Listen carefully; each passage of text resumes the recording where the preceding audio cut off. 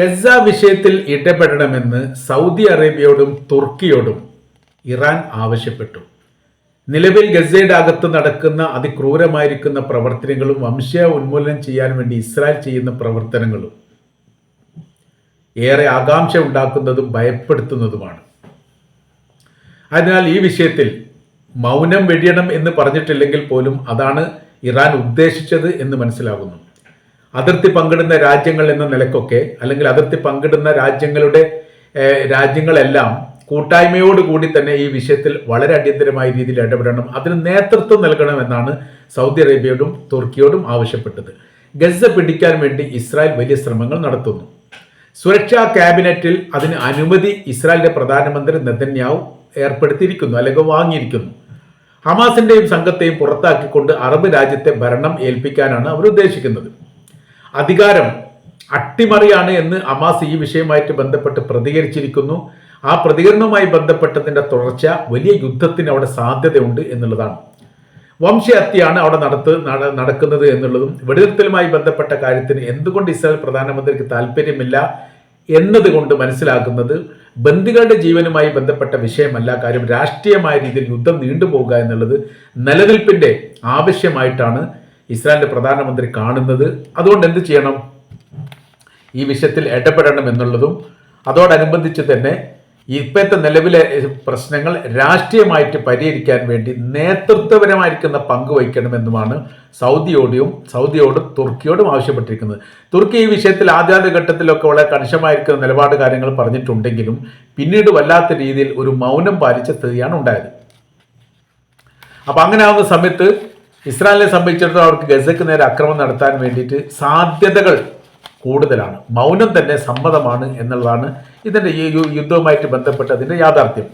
നെതന്യാഹുവിനെ വേണ്ട എന്നുള്ളതും ഒഴിവാക്കണം എന്നും പറഞ്ഞുകൊണ്ടുള്ള വലിയ പ്രക്ഷോഭ സമരങ്ങളൊക്കെ ഇസ്രായേലിൻ്റെ അകത്തിപ്പം നടക്കുന്നുണ്ട്. യഥാർത്ഥത്തിൽ അതിനെ അതിജീവിക്കാൻ തന്നെ വലിയ പ്രയാസം നെതന്യാഹു വഹിക്കുന്നുണ്ട് തന്നെ. എന്ന് വെച്ചാൽ രാജ്യത്തിൻ്റെ അകത്തും രാജ്യത്തിൻ്റെ പുറത്തും അന്താരാഷ്ട്ര തലത്തിലും ഇസ്രായേലിനെ ഒറ്റപ്പെട്ടുകൊണ്ടുള്ള വലിയ പ്രതിഷേധങ്ങളും എതിർപ്പുകളും ഉണ്ടാവുന്ന സമയത്ത് ഗസ വിഷയം പരിഹരിക്കാൻ വളരെ എളുപ്പമാണ് എന്ന് ഇറാൻ പറയുന്നു. വൻതോതിൽ കുടിയിറക്കം ഈ വിഷയവുമായിട്ട് ബന്ധപ്പെട്ട് ഗസ ഏറ്റെടുക്കുന്ന ഒരു സാഹചര്യം ഇസ്രായേലിന് ഉണ്ടായിക്കഴിഞ്ഞാൽ വലിയ തോതിൽ കുടിയിറക്കം ഉണ്ടാവും. കുടിയിറക്കം എന്ന് പറയുന്ന സമയത്ത് വലിയ രീതിയിൽ മരണം തന്നെ റിപ്പോർട്ട് ചെയ്യും. സാധാരണ ഇതിൽ അങ്ങനെ തന്നെയാണ്. രാജ്യം വിട്ടു പോകുന്ന സമയത്തൊക്കെ പല ഘട്ടങ്ങളിലും കൂട്ടമരണങ്ങൾ റിപ്പോർട്ട് ചെയ്തിട്ടുണ്ട്. അങ്ങനത്തെ ഒരു സാഹചര്യം അവിടെ ഒഴിവാക്കാൻ വേണ്ടിയിട്ട് ഇടപെടലുകൾ നടത്തണം. രാഷ്ട്രീയ ഇടപെടലുകളും മാനുഷികമായിരിക്കുന്ന സഹായം അനിവാര്യമാണ്. ആ രണ്ട് കാര്യത്തിലും വലിയ രീതിയിലുള്ള അഭിപ്രായങ്ങൾ പറഞ്ഞുകൊണ്ട് ഇടപെടണം എന്നാണ് ഇറാൻ പറയുന്നത്. ഗാസയുടെ നിയന്ത്രണവുമായിട്ട് ബന്ധപ്പെട്ട കാര്യത്തെക്കുറിച്ചുള്ള പരാമർശത്തിന്റെ ഭാഗമായിട്ട് അത് ഏറ്റെടുക്കാൻ വേണ്ടി ഏതെങ്കിലും അറബ് രാജ്യങ്ങൾ ഇതുവരെ തയ്യാറായിട്ടില്ല. അതുകൊണ്ട് തന്നെ തയ്യാറാവാനുള്ള സാധ്യതയും കുറവാണെന്ന് കൃത്യമായി അറിയുന്ന ഇസ്രായേലിന്റെ പ്രധാനമന്ത്രിയെ സംബന്ധിച്ചിടത്തോളം അത് ഇടയ്ക്കിടയ്ക്ക് ഒരു രാഷ്ട്രീയ തന്ത്രമായിട്ട് ഉപയോഗിക്കുകയാണ് എന്നാണ് ഈ വിഷയവുമായിട്ട് ബന്ധപ്പെട്ട് ഇറാന്റെ അഭിപ്രായം. അവർ പറയുന്ന കാര്യം എങ്ങനെയാണ്? ഒരിക്കലും സൗദി അറേബ്യ, UAE പോലെയുള്ള അറബ് രാജ്യങ്ങൾ ഗസയുടെ ഭരണം ഏറ്റെടുക്കുകയില്ല. കാരണം ഒരു യുദ്ധഭൂമികയാണ് അവിടെ എന്തും സംഭവിക്കാവുന്നൊരു സാഹചര്യങ്ങളാണ്. അങ്ങനത്തെ ഒരു സാഹചര്യത്തിൽ ഭരണം ഏറ്റെടുത്തുകൊണ്ട് മറ്റൊരു ശത്രുവിനെ സൃഷ്ടിക്കാൻ തങ്ങൾക്ക് ആഗ്രഹമില്ല എന്നുള്ളതാണ് സൗദി അറേബ്യയുടെ ആദ്യത്തെ തന്നെ നിലപാട്.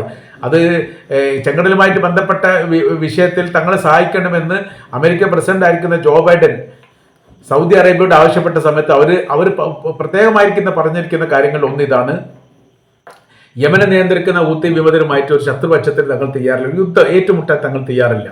മാത്രവുമല്ല, ഏതെങ്കിലും തരത്തിൽ അതിപ്പോൾ അമേരിക്കയെ സഹായിക്കുകയാണെങ്കിൽ അത് ഇസ്രായേലിനെ സഹായിക്കാൻ തുല്യമാണ്. ഇപ്പോൾ ഇസ്രായേലിനെതിരെ തന്നെയാണ് ഞങ്ങളുടെ നയങ്ങളും നിലപാടും. അതുകൊണ്ട് എന്ത് വേണം? അവർക്കെതിരെയുള്ള യുദ്ധത്തിനോടൊപ്പം അല്ലാതെ നിങ്ങൾക്ക് സപ്പോർട്ടാകുന്ന രീതിയിൽ ഒരിക്കലും തങ്ങൾ നിൽക്കുകയില്ല എന്ന് ജോ ബൈഡനോട് പറഞ്ഞിട്ടുണ്ട്. പിന്നീട് വന്ന ട്രംപിനോട് പറഞ്ഞിട്ടുണ്ട്. ആ നിലപാടുകൾ ആവർത്തിച്ച് പറഞ്ഞുകൊണ്ടേ ഇരുന്നിട്ടുണ്ട് എന്നുള്ള യാഥാർത്ഥ്യമാണ്. അപ്പോൾ ബന്ദികളുമായി ബന്ധപ്പെട്ട വിഷയത്തെക്കുറിച്ചുള്ള ഒരു പരാമർശം അതിൽ വരുന്നുണ്ട്. ബന്ദികളെ മോചിപ്പിക്കുക എന്നുള്ളത് പ്രധാനമായിരിക്കുന്ന ഒരു അജണ്ടയായിട്ട് ഇപ്പോഴും നെതന്യാഹു കാണുന്നില്ല. അവർ മോചിക്കുകയാണെങ്കിൽ മോചിക്കട്ടെ എന്ന രീതി മാത്രമേ ഉള്ളൂ. കാര്യം എന്ന് പറഞ്ഞാൽ മുഴുവൻ ബന്ദികളെയും മോചിപ്പിക്കാൻ തയ്യാറാണ് എന്ന് ഗസയുടെ ഭാഗത്തുനിന്ന് റിപ്പോർട്ട് പുറത്തു വന്നതാണ്. അതിന് കുറച്ച് കരാർ വ്യവസ്ഥകളൊക്കെ മധ്യസ്ഥർ മുന്നോട്ട് വെക്കുകയും ആ മുന്നോട്ട് വെക്കപ്പെട്ട മധ്യസ്ഥത ഈ ഗസ അംഗീകരിച്ചു. പക്ഷേ ഇസ്രായേൽ ആ കരാർ വ്യവസ്ഥ അംഗീകരിക്കുന്നില്ലെന്നും പുതിയ കുറച്ച് നിബന്ധനകൾ മുന്നോട്ട് വെച്ചു. അത് പൂർണ്ണമായ രീതിയിൽ ഹമാസ് ആയുധം വെച്ച് കീഴടങ്ങണം എന്നുള്ളതും രാജ്യം വിട്ടു പോകണം, അല്ലെങ്കിൽ ആ പ്രദേശത്ത് ഉണ്ടാവരുത് എന്ന തരത്തിലൊക്കെയാണ്. ഇതൊക്കെ നടക്കാത്തൊരു കേസാണ് എന്നുള്ള വിവരം ആർക്കറിയാം? മധ്യസ്ഥർക്കും അറിയാം. അവർ അങ്ങനെ ആകുന്ന സമയത്ത് മറ്റൊരു തിരിച്ചു പറഞ്ഞ കാര്യം ഇസ്രായേലിനോട് പറഞ്ഞു, പൂർണ്ണമായിരിക്കുന്ന ഗസയിൽ നിന്ന് വിട്ടുപോകുന്ന ഒരു സംവിധാനം ഇസ്രായേൽ സർക്കാർ നൽകണം. ഇസ്രായേൽ സൈനികരുടെ ഭാഗത്തുനിന്ന് ഉണ്ടാവണം. അതിന്റെ കാര്യം വെച്ചാൽ ഒന്നാം ഘട്ടത്തിൽ ഇപ്പോൾ ആകെ ഉള്ളത് 52ഓളം ബന്ദികളാണ്. അതിൽ 32ഓളം മരണപ്പെട്ടവരാണ്. 20ഓ 22ഓ പേരാണ് ജീവനോടെ ഉള്ളത് എന്നാണ് കണക്കാക്കുന്നത്. 10 ബന്ദികൾ മോചിപ്പിച്ചു കഴിഞ്ഞാൽ അടുത്ത ഘട്ടം ചർച്ച തുടങ്ങുന്നതിന് മുമ്പ് തന്നെ ഇസ്രായേൽ സൈന്യം ഗസയിൽ നിന്ന് പിന്മാറണം, വിട്ടുപോകണം എന്നുള്ളതാണ് ആ കരാറിൽ പറഞ്ഞത്. അത് അംഗീകരിക്കാൻ വേണ്ടി ഇസ്രായേൽ തയ്യാറാവാത്തതോടു കൂടിയാണ് വീണ്ടും യുദ്ധത്തിലേക്ക് കാര്യങ്ങൾ എത്തുന്ന വലിയ രീതിയിലുള്ള മരണങ്ങളെല്ലാം ഉണ്ടാവുന്നു. അപ്പോൾ ഇപ്പോഴത്തെ ഇറാന്റെ നിലപാട് അതിപ്പോൾ രാഷ്ട്രീയ രംഗത്തൊക്കെ വലിയ രീതിയിൽ ചർച്ചയാവുന്നു. കാര്യം എന്ന് പറഞ്ഞാൽ പല ഘട്ടങ്ങളും ഗസയുമായിട്ട് ബന്ധപ്പെട്ട വിഷയത്തിൽ കണിശമായിരിക്കുന്ന ഒരു നിലപാട് പറയാറില്ല. യുദ്ധം ചെയ്യുന്നത് ഇവിടെ ഹിസ്ബുള്ള ഗ്രൂപ്പ് ആണെങ്കിലും ഊത്തി വിമതരാണെങ്കിലും ഇറാഖിലുള്ള മിലിഷ്യ വിഭാഗമാണെങ്കിലും ബഹ്റൈനിലെ മിലിഷ്യ വിഭാഗമാണെങ്കിലും അതിനൊക്കെ പിന്നാമ്പുറം പ്രവർത്തിക്കുന്ന ഇറാനാണ് എന്നുള്ളത് ലോകത്തിന് അറിയാവുന്നതാണ്. മാത്രമല്ല അത് ഏറെക്കുറെ സമ്മതിച്ച രീതിയിലായിരുന്നു ജിദ്ദ ഉച്ചകോടിയുമായിട്ട് ബന്ധപ്പെട്ട് അന്നത്തെ ഇറാന്റെ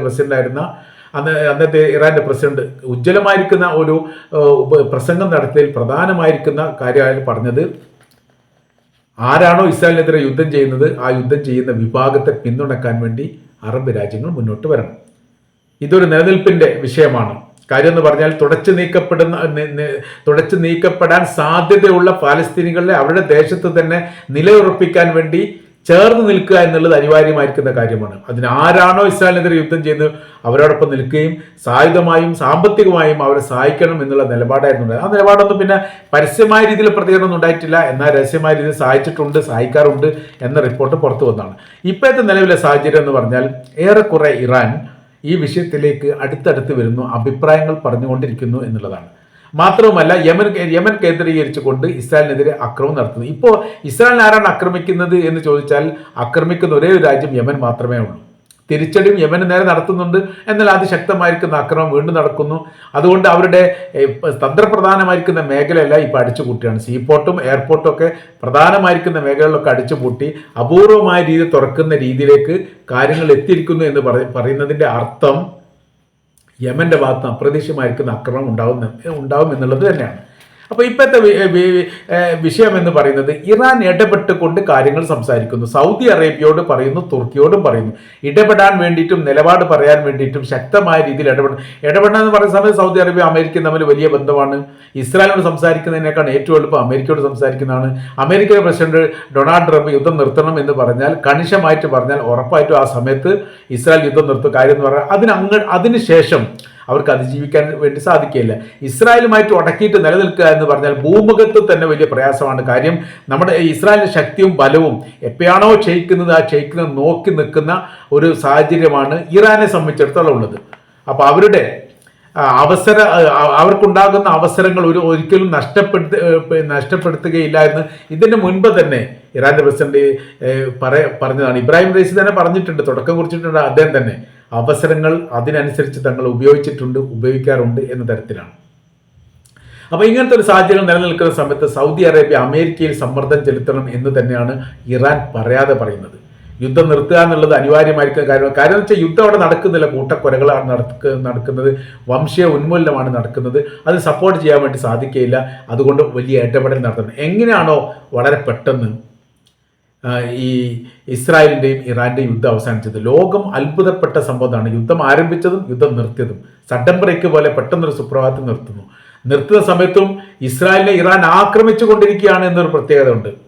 ഇസ്രായേലിനെ നിരന്തരം ഇറാൻ ഇങ്ങനെ ആക്രമിച്ചു കൊണ്ടേയിരിക്കുന്ന ഒരു സുപ്രഭാതത്തിലാണ് പെട്ടെന്ന് അമേരിക്ക പ്രസിഡന്റ് ഡൊണാൾഡ് ട്രംപ് യുദ്ധം അവസാനിച്ചിരിക്കുന്നു, വെടിനിർത്തൽ പ്രാബല്യത്തിൽ വന്നിരിക്കുന്നു, അതുകൊണ്ട് യുദ്ധം നിർത്തണം എന്നുള്ള പ്രഖ്യാപനം നടത്തിയത്. അതിനുശേഷം ഇറാൻ ആക്രമിക്കാൻ വേണ്ടി ഇസ്രായേൽ തുനിഞ്ഞിട്ടുണ്ടെങ്കിലും അമേരിക്ക അത് സമ്മതിച്ചിട്ടില്ല. ഒരു ബോംബ് പോലും ഇറാന്റെ ഭൂമുഖത്ത് വീഴാൻ വേണ്ടി പാടില്ല എന്നുള്ള കർക്കശ നിർദ്ദേശം അമേരിക്കയുടെ പ്രസിഡന്റ് നൽകി എന്നാണ് പറയുന്നത്. അവരെ ഉടക്കിയിട്ട്, അതായത് ട്രംപിനെ ഉടക്കിക്കൊണ്ട് അല്ലെങ്കിൽ തെറ്റിച്ചുകൊണ്ട് അവിടെ ആക്രമണം നടത്തിയാൽ അതിന്റെ ദുരന്തം ഇസ്രായേൽ അനുഭവിക്കേണ്ടി വരും എന്ന് അവർ മനസ്സിലാക്കിയതിന്റെ അടിസ്ഥാനത്തിലാണ് യുദ്ധം ഉണ്ടാവാതിരുന്നത് എന്നതാണ് യാഥാർത്ഥ്യം. ഏതായിരുന്നാലും ഇറാന്റെ പുതിയ നിലപാട് ലോകാടിസ്ഥാനത്തിൽ വലിയ രീതിയിലുള്ള ചർച്ചയ്ക്ക് വിധേയമായിക്കൊണ്ടിരിക്കുകയാണ്.